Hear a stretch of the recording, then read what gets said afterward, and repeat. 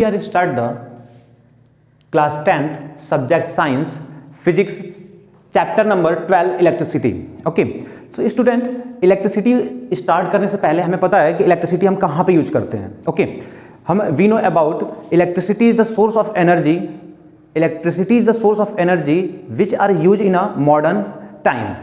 Electricity जो है एक सोर्स ऑफ एनर्जी है जो हम मॉडर्न टाइम में जगह जगह प्लेस पे यूज करते हैं. जैसे अगर हम अपने होम की बात कर लें तो अपने घरों पे इलेक्ट्रिसिटी का यूज करते हैं. इंडस्ट्रीज की बात कर लें, इंडस्ट्रीज में यूज करते हैं. और अगर हम और कहाँ यूज करते हैं तो अगर हम इंडस्ट्री की बात कर लेते हैं, ट्रांसपोर्ट में यूज करते हैं. ठीक, तो अगर हम होम्स की बात करें, घरों में कहाँ पे यूज करते हैं तो फैन वगैरह में, इंडस्ट्री में मशीनरी चलाने के लिए, ट्रांसपोर्ट में चार्जिंग वगैरह के थ्रू पे हम बात करते हैं.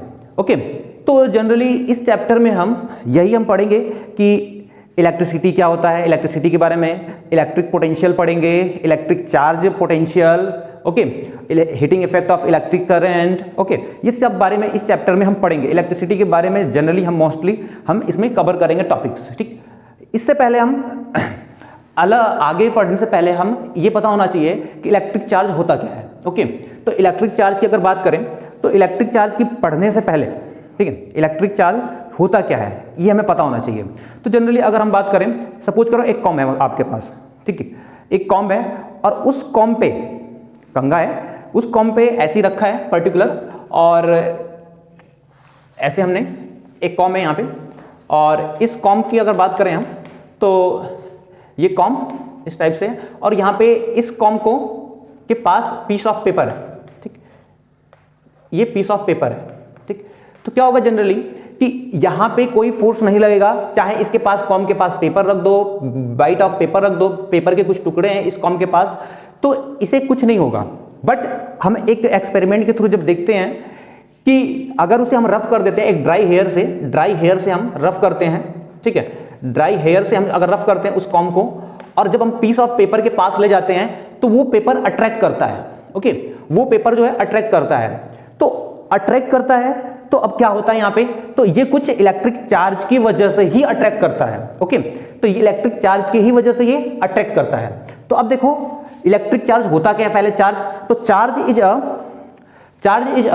Is the internal property of object या body due to which its either repel और अट्रैक्ट अदर बॉडी. क्या होता है चार्ज, कि चार्ज एक खुद अपनी प्रॉपर्टी है, अपनी खुद बॉडी की प्रॉपर्टी है जो बॉडी को अट्रैक्ट करेगा या अदर बॉडी को अट्रैक्ट या रिपेल करेगा. ठीक है, तो पहले चार्ज को हम कैसे फील कर सकते हैं, तो चार्ज को इसके अकॉर्डिंग हम फील कर सकते हैं कि चार्ज कैसे होता है. तो रफ करने के बाद देखो यहाँ पे इसे हम 12th क्लास में जाके हम इलेक्ट्रोस्टैटिक के चैप्टर्स में पढ़ेंगे. ठीक है, इलेक्ट्रोस्टैटिक के नाम से हम पढ़ेंगे 12th क्लास में. तो फिलहाल हम यहाँ पे इतना कवर करते हैं. ठीक, चार्ज होता क्या है कि charge is internal property of a body due to which repel और attract of other body. Okay, basically charge को हम 2 पार्ट में डिवाइड कर किए हैं. ठीक है, ऑन द एक्सपेरिमेंट के बेसिस पे चार्ज को 2 पार्ट में डिवाइड किया गया, एक पॉजिटिव चार्ज और एक जो है नेगेटिव चार्ज. ठीक है, पॉजिटिव चार्ज को ऐसे बोलेंगे पॉजिटिव चार्ज और ये negative charge. Okay,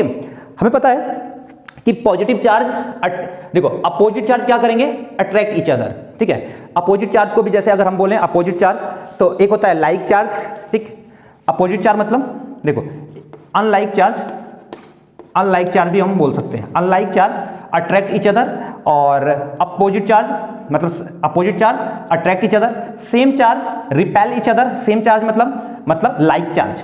okay, like charge एक जैसे ही चार्ज क्या करेंगे हम, वो रिपेल करेंगे. जैसे अपोजिट चार्ज की बात करें तो अपोजिट चार्ज जैसे पॉजिटिव और पॉजिटिव 2 चार्ज हैं, अगर उनके बीच में अगर बात करें तो वो एक दूसरे को क्या करेंगे, अपोजिट चार्ज देखो यहाँ पे सेम हो गया ना, तो देखो यहाँ पे पॉजिटिव चार्ज हो गया और एक पॉजिटिव चार्ज है और एक दूसरा भी हमारा पॉजिटिव चार्ज है. ठीक, तो पॉजिटिव जब चार्ज लेंगे तो क्या करेगा, ये रिपेल करेगा. ये ध्यान रखना. ठीक है, पॉजिटिव चार्ज क्या करते हैं, हमारा रिपेल करता है.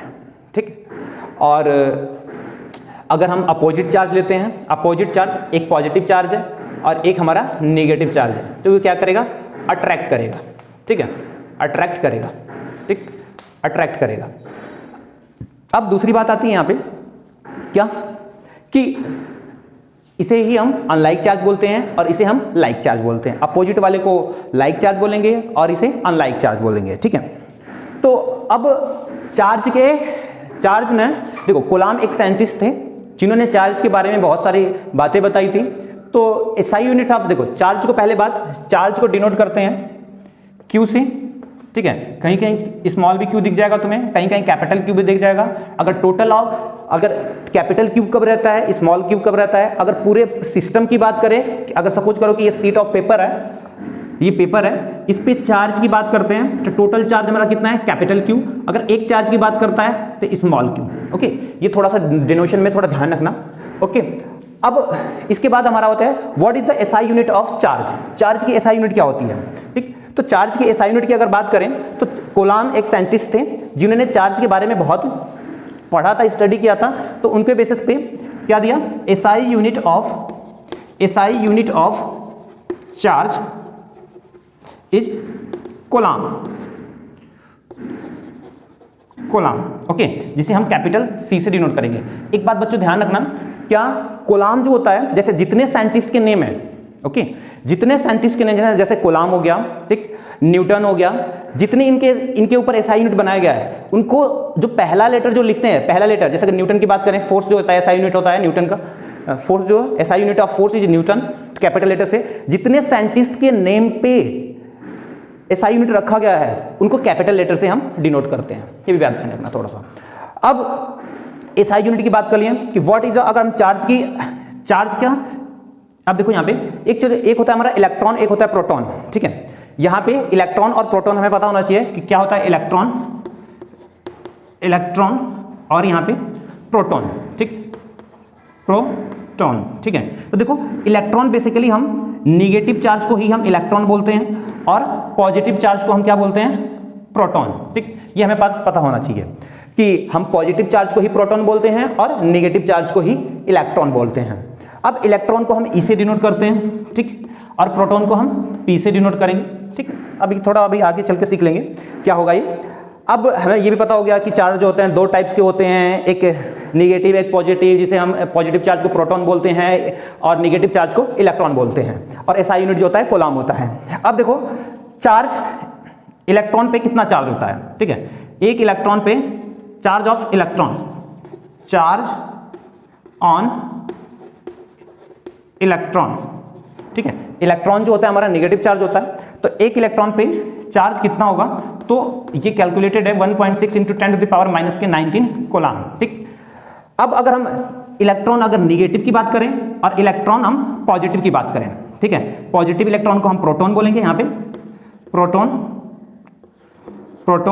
और ये नेगेटिव हमारा ये इलेक्ट्रॉन है,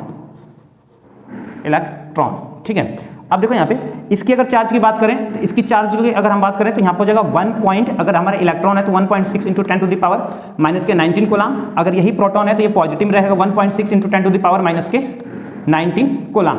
ओके, इतनी बातें हमने हो गई।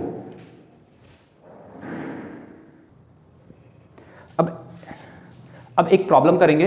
ओके, कैलकुलेट द, देखो यहाँ पे एक प्रॉब्लम करेंगे इसके, calculate the number of electron constituting 1 coulomb charge. Okay, constituting 1 coulomb charge. देखो हमें क्या है कि हमारे पास 1 कूलाम का चार्ज है, उसमें नंबर ऑफ इलेक्ट्रॉन कितना होगा, how many number of electron in 1 coulomb charge. 1 coulomb के चार्ज में कितने नंबर ऑफ इलेक्ट्रॉन्स होंगे।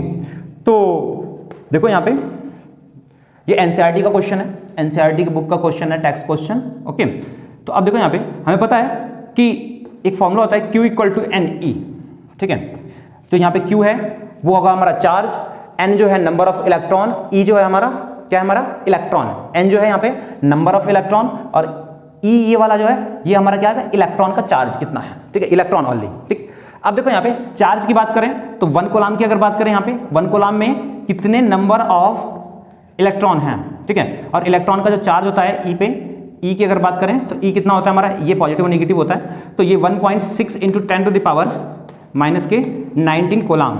ओके, अब देखो यहाँ से 1 कूलाम का चार्ज निकालना है हमें, तो 1 कूलाम का चार्ज में अगर हम बात करें तो यहाँ से N निकालना है हमें, N, तो देखो N अपॉन कितना हो जाएगा यहाँ पे, क्योंकि नंबर ऑफ इलेक्ट्रॉन है, नंबर ऑफ इलेक्ट्रॉन हमें निकालना है कि 1 कूलाम चार्ज में कितने नंबर ऑफ इलेक्ट्रॉन हैं, 1 कूलाम चार्ज में कितने नंबर ऑफ इलेक्ट्रॉन हैं।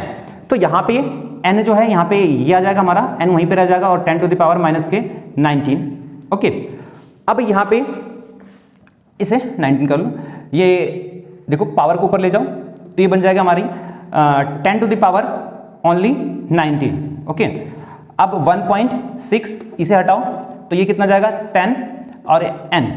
ओके, अब यहाँ पे कितना हो जाएगा, जब इसे हम डिवाइड करेंगे पूरा हम कैलकुलेशन करेंगे तो ये बनता है 10 टू द पावर, ये देखो 20 हो जाएगा और 1.6 इंटू इक्वल टू n, और पूरा कैलकुलेशन करके ये 6.25 10 टू द पावर 6 आता है। ठीक है, और n की वैल्यू। ओके, ये हमारा इतना आता है 10 टू द पावर, ये आता है 10 to the power 20, 10 to the power 18, sorry 10 to the power यहाँ पे 18 आता है। ओके, 10 टू द पावर 18 आता है। ओके, तो नंबर ऑफ एक कूलाम चार्ज में, 1 कूलाम चार्ज में कितने नंबर ऑफ इलेक्ट्रॉन होते हैं, 6.25 10 to the power 18 electron. Okay, ये याद रखना। ठीक, अब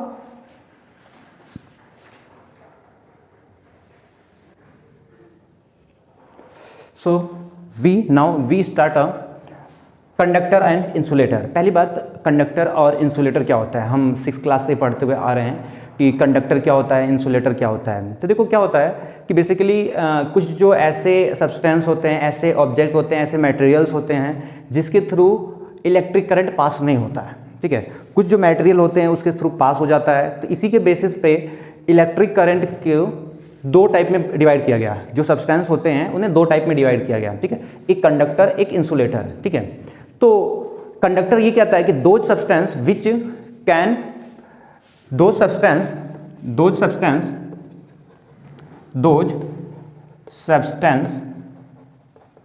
in which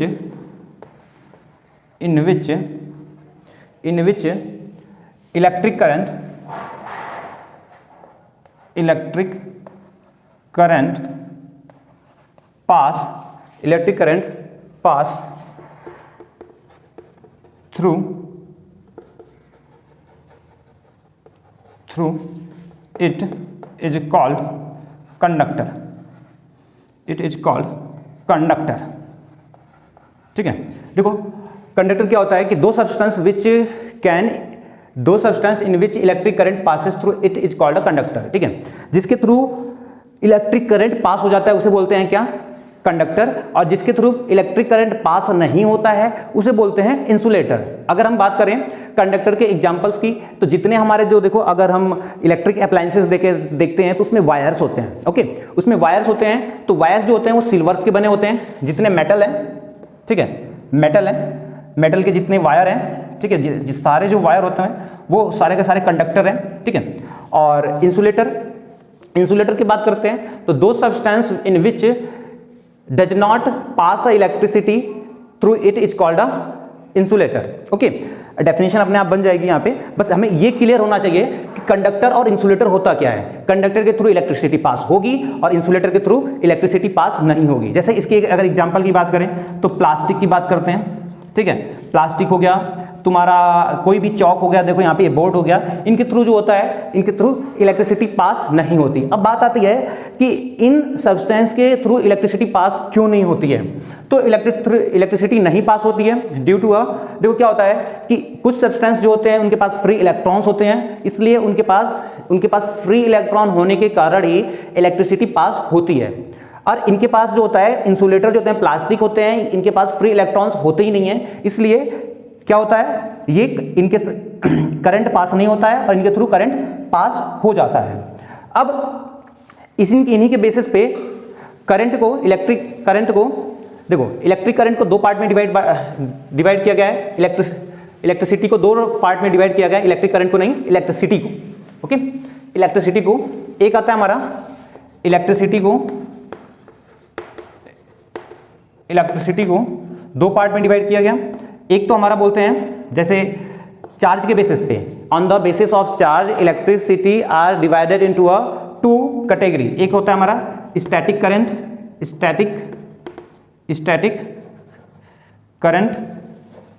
ठीक है, और एक होता है हमारा क्या, एक हमारा होता है स्टैटिक करंट, और दूसरा की अगर बेसिस की अगर हम बात करें तो ये होता है हमारा करंट इलेक्ट्रिसिटी। ठीक है, एक होता है हमारा करंट इलेक्ट्रिसिटी, ठीक है, और ये है स्टैटिक इलेक्ट्रिसिटी, स्टैटिक इलेक्ट्रिसिटी, ठीक है। अब देखो यहाँ पे स्टैटिक इलेक्ट्रिसिटी की बात करें तो जो चार्ज रेस्ट में रहता है, रेस्ट की वजह से अगर चार्ज जो है वो रेस्ट में है तो उसे बोलेंगे क्या, स्टैटिक करंट। और अगर चार्ज जो है मूव कर रहा है, ठीक है, तो उसे बोलेंगे क्या, करंट इलेक्ट्रिसिटी, ठीक। तो देखो यहाँ पे जब 12th क्लास में जब जाओगे ना तो इसके बेसिस पे स्टैटिक करंट यही बन जाता है हमारा इलेक्ट्रोस्टैटिक, जहां पे हम रेस्ट ऑफ चार्ज पढ़ेंगे, और ये पूरा का पूरा जब हम मूविंग ऑफ चार्ज पढ़ेंगे तो पूरा का पूरा क्या बन जाता है, इलेक्ट्रिक करंट, ठीक है। इलेक्ट्रिक करंट के बारे में हम वहां पे पढ़ेंगे, ठीक है, यहां भी पढ़ेंगे लेकिन थोड़ा बहुत पढ़ेंगे, लेकिन उस वाले में पूरा का पूरा ये दोनों को दोनों पूरा का पूरा ये चैप्टर है। अब यहाँ पे मूविंग ऑफ चार्ज को हम क्या बोलेंगे, करंट इलेक्ट्रिसिटी, और रेस्ट ऑफ चार्ज को हम क्या बोलेंगे, स्टैटिक करंट, ओके।